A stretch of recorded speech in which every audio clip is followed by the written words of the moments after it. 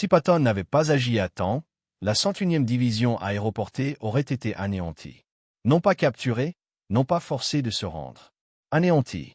Décembre 1944. Les aigles hurlants étaient encerclés à Bastogne. Les munitions étaient presque épuisées. Les réserves médicales étaient à sec. Les chars allemands se rapprochaient de toutes parts. Hitler lui-même avait ordonné leur destruction totale. Le temps était si mauvais que l'aviation alliée ne pouvait pas décoller. Personne ne viendrait les sauver. Sauf un homme qui refusait d'accepter cette réalité. C'est à ce moment-là qu'Eisenhower comprit que Patton était peut-être le seul général capable de sauver la guerre. Et c'est ce qu'il dit lorsque Patton réussit. Une histoire de chance infime, d'hommes désespérés et de l'appel téléphonique qui changea tout. 4 jours. C'est tout ce qu'il restait à la 101e. Voici ce qui se passa ensuite. 19 décembre 1944. La salle de crise du grand quartier général. Des forces expéditionnaires alliées étaient silencieuses. À l'exception des voix graves annonçant de mauvaises nouvelles.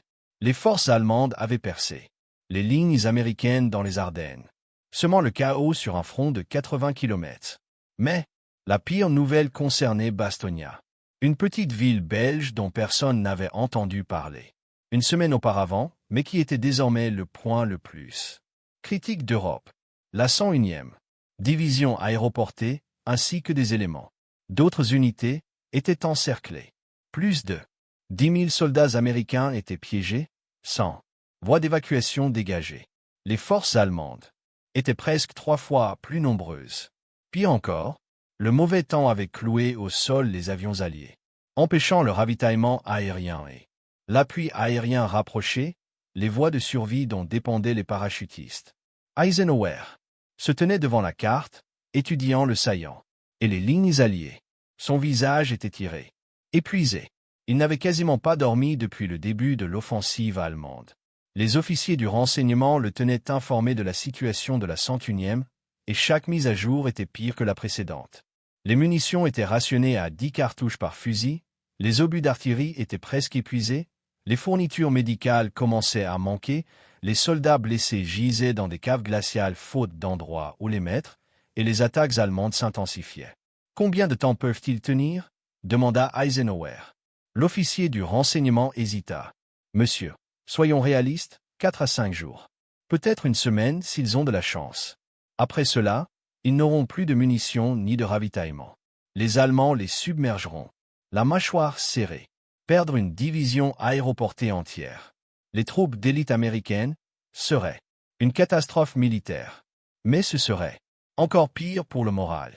C'étaient les hommes qui avaient sauté en Normandie le jour J, combattu lors de l'opération Market Garden, et acquis un statut légendaire. S'ils étaient anéantis à Bastogne, l'impact psychologique sur les forces alliées serait dévastateur. Quelles sont nos options de secours ? Demanda Eisenhower. Son état-major lui exposa la sombre réalité.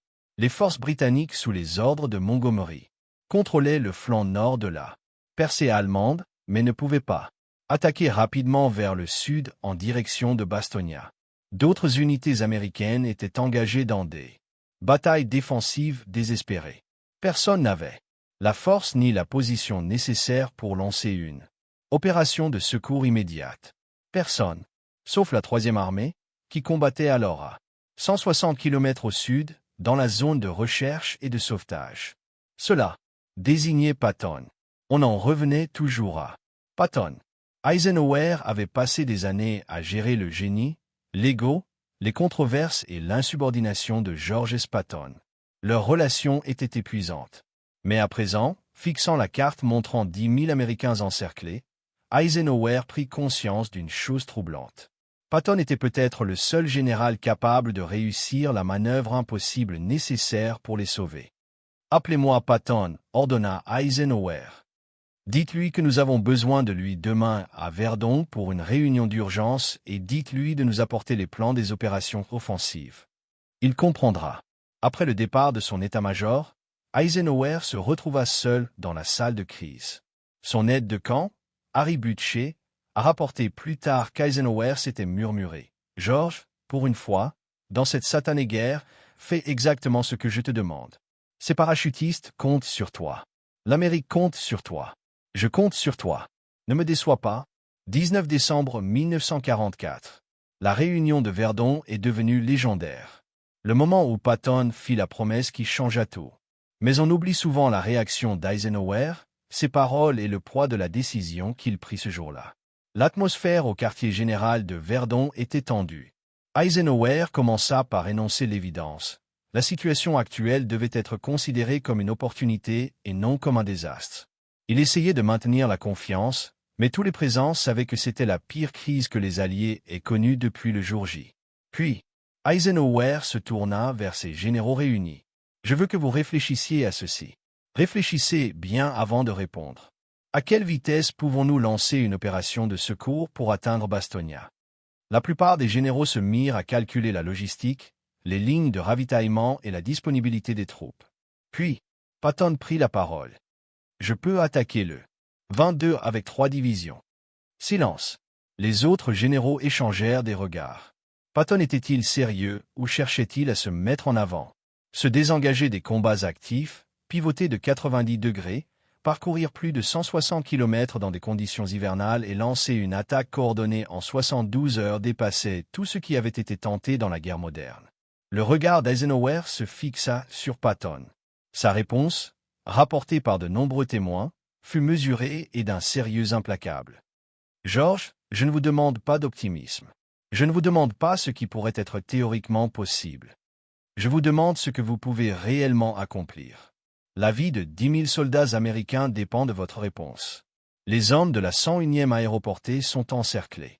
En infériorité numérique, à court de tout. Si vous dites que vous serez là et que vous n'y êtes pas, ils meurent. Tous. Alors, je repose la question. Pouvez-vous attaquer le 22 décembre? Patton n'hésita pas. J'ai déjà préparé 3 plans. Mon état-major a anticipé cette réunion. Nous avons simulé les différentes éventualités. Le 22 décembre, ma 4e division blindée attaquera vers le nord, en direction de Bastogne. Ce n'est pas une promesse. C'est un fait. Eisenhower scruta le visage de Patton, cherchant la bravade habituelle, l'exagération, la grandiloquence. Au lieu de cela, il y vit une froide certitude. Patton s'était préparé à cela avant la réunion. Un tel niveau de prévoyance impressionna même Eisenhower. Très bien, George, votre mission est claire. Ressourcer Bastogne. Vous avez la liberté opérationnelle d'agir comme bon vous semble. Mais comprenez bien ceci, dit Eisenhower en se penchant en avant, sa voix baissant jusqu'à un ton que son état-major entendait rarement. Si vous échouez, si ces parachutistes sont perdus parce que vous n'avez pas tenu vos promesses, je veillerai personnellement à ce que vous ne commandiez plus jamais de troupes. Pas seulement une relève de la 3e armée. Fin de carrière. Est-ce parfaitement clair? C'est clair comme de l'eau de roche, monsieur. Je ne faillirai pas. Après la réunion, Eisenhower pria par son chef d'état-major, le général Walter Bedell Smith. Le journal de Smith relate la conversation. Le patron m'a demandé si je pensais que George en était réellement capable. J'ai répondu que cela me semblait impossible. Il a dit, c'est pourquoi j'envoie Patton. L'impossible, c'est son domaine. Du 20 au 25 décembre 1944. Tandis que la 3e armée de Patton effectuait son pivot vers le nord. Eisenhower endurait la semaine la plus stressante de son commandement. Toutes les quelques heures, des rapports de situation arrivaient de Bastogne. Chacun était plus sombre que le précédent. Le 21 décembre, l'artillerie allemande pilonnait les positions américaines. Sans relâche, les pertes s'accumulant. Le commandant de la 101e division aéroportée, le général Anthony M. Olive, envoya une réponse restée célèbre à la demande de reddition allemande. N'importe quoi. Eisenhower lut le rapport et s'autorisa un bref sourire. Au moins, leur morale n'est pas brisée, dit-il à son état-major. Le 22 décembre, les forces de Patton attaquèrent comme promis, mais la progression était lente. Les conditions hivernales, la résistance allemande acharnée et le terrain difficile ralentissaient. L'avancée à Bastogne, les munitions, étaient critiques. Certaines unités n'avaient plus que 5 cartouches par fusil. Les fournitures médicales étaient presque épuisées. Des blessés meurent faute de soins. Eisenhower envoie un message à M. Olive, Tenez bon à tout prix. Les renforts arrivent. Mais en privé, Eisenhower se confie à son journal. J'ai donné le feu vert à George parce que je n'avais pas le choix. Maintenant, je surveille l'heure, je regarde les cartes et je prie pour qu'il atteigne Bastogne avant qu'il ne soit trop tard. Chaque heure qui passe, des parachutistes meurent. Si George ne parvient pas à percer, je serai responsable de leur sang pour lui avoir fait confiance. 23 décembre.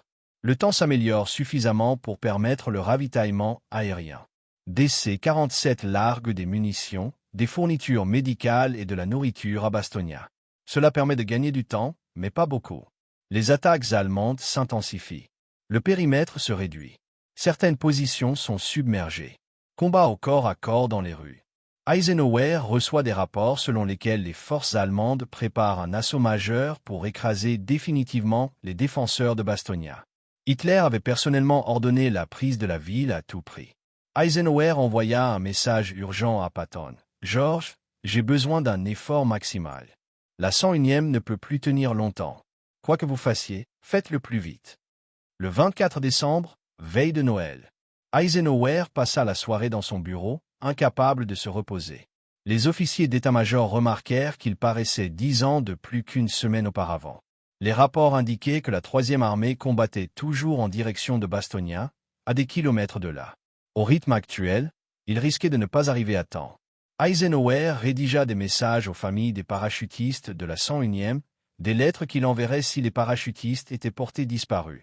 Il écrivit à la femme de McLeaf, à la famille de l'aumônier de la division, aux familles des hommes avec lesquels il avait parlé personnellement avant leur déploiement. Son aide de camp le trouva tard dans la nuit, entouré de lettres de condoléances inachevées. Eisenhower leva les yeux et dit simplement « J'espère que je n'aurai pas à envoyer ces messages. » 25 décembre, jour de Noël. Toujours aucune percée. Eisenhower assista à l'office religieux, mais n'arrivait pas à se concentrer. Il vérifiait ses messages toutes les 15 minutes. Rien. La 101e division aéroportée était toujours encerclée. La 3e armée continuait de se battre. Les joindre. Le temps presse. 26 décembre 1944. 16h50. Le téléphone sonna. L'aide d'Eisenhower répondit, écouta, puis pâlit. « Monsieur, c'est le général Patton. Il dit que c'est urgent. » Eisenhower s'empara du téléphone. « Georgic, nous sommes en ligne. La 4e division blindée a établi le contact avec la 101e à 16h50. Le couloir est étroit, mais il est ouvert. Nous faisons passer des ravitaillements et des renforts. En ce moment, l'Estonie est secourue. » Pendant plusieurs secondes, Eisenhower resta muet. Sa main serrait le téléphone si fort que ses jointures blanchirent. Les officiers d'état-major présents dans la pièce observèrent le visage de leur commandant suprême se transformer. La tension se relâchant, ses épaules s'affaissant, ses yeux se fermant un instant. « Georges, répétez-le. Nous sommes en ligne avec Bastogne. Les aigles hurlants sont sains et saufs. » Ils étaient complètement épuisés, mais ils ont tenu bon. Nous sommes arrivés. Attends. La voix d'Eisenhower, lorsqu'il prit enfin la parole, se brisa sous l'émotion. Georges, je remercie Dieu. Merci. Vous l'avez fait. Vous les avez sauvés. Il y eut un silence. Patton, jamais à l'aise avec les sentiments, répondit d'un ton bourru. Je ne faisais que mon travail. Hic. Ces parachutistes ont fait le vrai travail. Nous n'avons fait que frapper à la porte. Non, Georges, ne minimisez pas cela. Vous avez déplacé une armée de 90 degrés dans un blizzard et percé les lignes allemandes en 4 jours. Ce n'est pas simplement faire votre travail. C'est... Eisenhower chercha ses mots. C'est pourquoi vous êtes inestimable. Malgré tout, tous nos conflits, c'est pour cela. Après avoir raccroché, Eisenhower resta immobile un instant. Puis il se tourna vers son état-major et des témoins consignèrent la suite des événements. Ses yeux étaient humides, des larmes. Il ne cherchait pas à les cacher. Il dit, « Messieurs, le général Patton vient d'accomplir un exploit dont je me souviendrai toute ma vie. Il a sauvé 10 000 soldats américains qui étaient à quelques heures, peut-être minutes, de l'anéantissement. Il a fait ce que je lui ai demandé, quand je le lui ai demandé. Contre toute attente, des chances que tous jugeaient impossibles. Georges Patton est le subordonné le plus difficile que j'ai jamais commandé. Il est aussi, sans aucun doute, l'un des meilleurs commandants sur le champ de bataille que l'Amérique ait jamais connu. Eisenhower envoya immédiatement des messages officiels à la 101e division aéroportée pour la féliciter de sa défense héroïque, à la 3e armée pour saluer son opération de secours, et au département de la guerre pour annoncer la libération de Bastogne. Mais il envoya également un télégramme personnel à Patton. George, les mots ne sauraient exprimer ma gratitude et mon admiration pour ce que la 3e armée a accompli.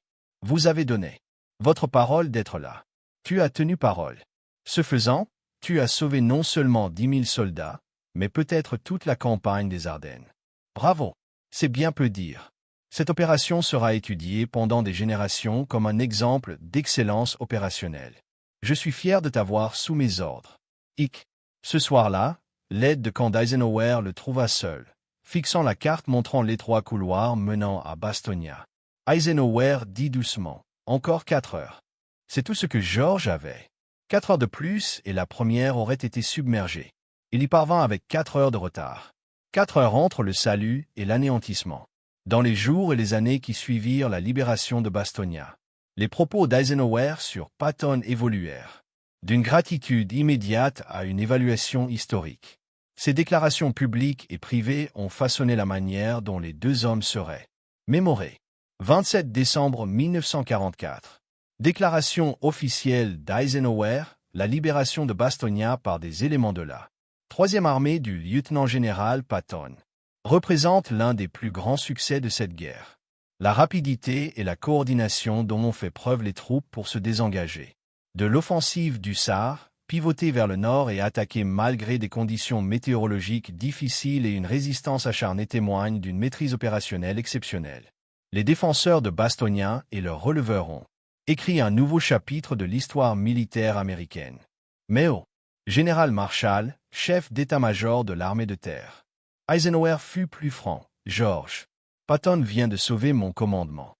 Si Bastogne était tombé avec la perte d'une division aéroportée entière, l'impact psychologique aurait été catastrophique. Des questions auraient été soulevées sur la stratégie alliée, la compétence militaire américaine et mon commandement. Patton a empêché ce désastre. Quelles que soient les frustrations que j'ai pu éprouver à son égard, et elles sont nombreuses, cette opération justifie toutes les décisions difficiles que j'ai prises pour le maintenir. Aux commandes, au maréchal britannique Montgomery, coordonnant les opérations du Nord, Eisenhower écrivit « La relève de Patton à Bastogne démontre la capacité opérationnelle américaine à son apogée. Je sais que des inquiétudes ont été soulevées quant à l'efficacité militaire américaine. L'Estonie devrait dissiper ces inquiétudes. » Dans son journal intime, Eisenhower révéla le poids émotionnel de la situation. « J'ai passé des années à gérer l'ego, les controverses et l'insubordination de George Patton. Il y a eu des moments où j'ai voulu le renvoyer. Des moments où je me suis demandé s'il valait la peine. Bastogne a répondu à cette question de manière définitive. Il vaut chaque frustration, chaque mal de tête, chaque moment de colère.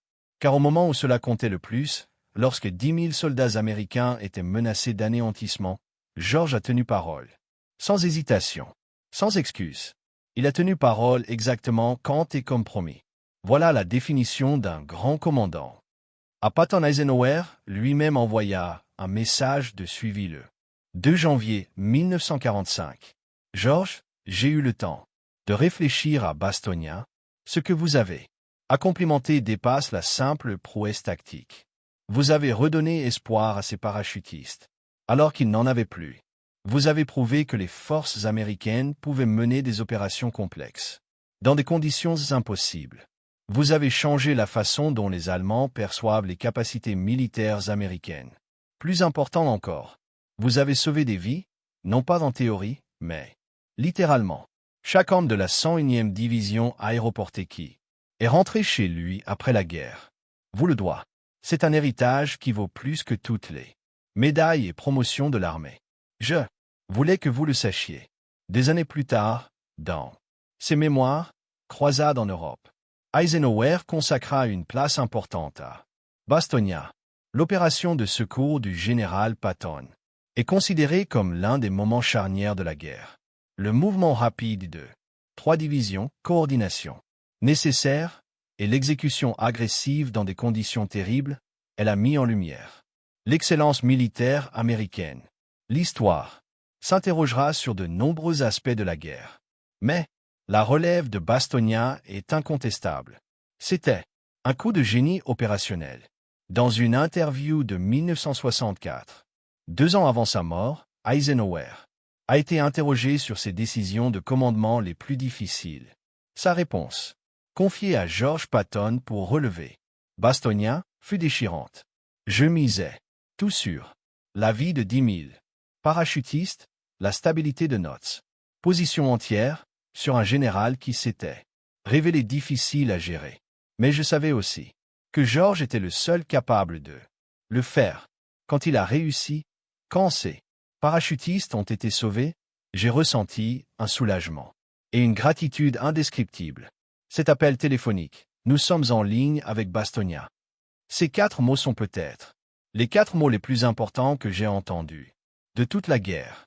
Le témoignage ultime se trouve dans le bilan final d'Eisenhower, rédigé en 1965. L'histoire se souviendra de nombreux généraux de la Seconde Guerre mondiale, mais rares sont ceux qui resteront dans les mémoires pour avoir sauvé une division entière de annihilation grâce à un génie opérationnel hors pair. Ce fut le cas de George S. Patton à Bastogne. Quoi qu'il en soit, il était difficile, controversé, imparfait. Il fut aussi l'homme qui refusa d'accepter que ces parachutistes soient condamnés. Il promit de les sauver, et il tint parole. Le sauvetage de Bastogne n'était pas qu'une simple opération militaire. Ce fut le moment où Eisenhower réalisa que le génie, aussi difficile à gérer soit-il, valait bien toutes les frustrations lorsqu'il accomplissait des miracles. Si cette histoire de chance infime, de décisions désespérées et de mots qui ont forgé des légendes vous a touché, abonnez-vous dès maintenant à cette chaîne. Nous vous dévoilons les moments inédits, les confidences et le drame humain des plus grandes batailles de l'histoire. Activez les notifications. Laissez un commentaire sur le leadership sous pression et partagez cette vidéo avec tous ceux qui ont besoin d'entendre ce qui est possible lorsqu'on refuse la défaite. Merci de votre attention et n'oubliez pas, parfois, ce sont les personnes les plus difficiles qui accomplissent les choses les plus extraordinaires. Tous.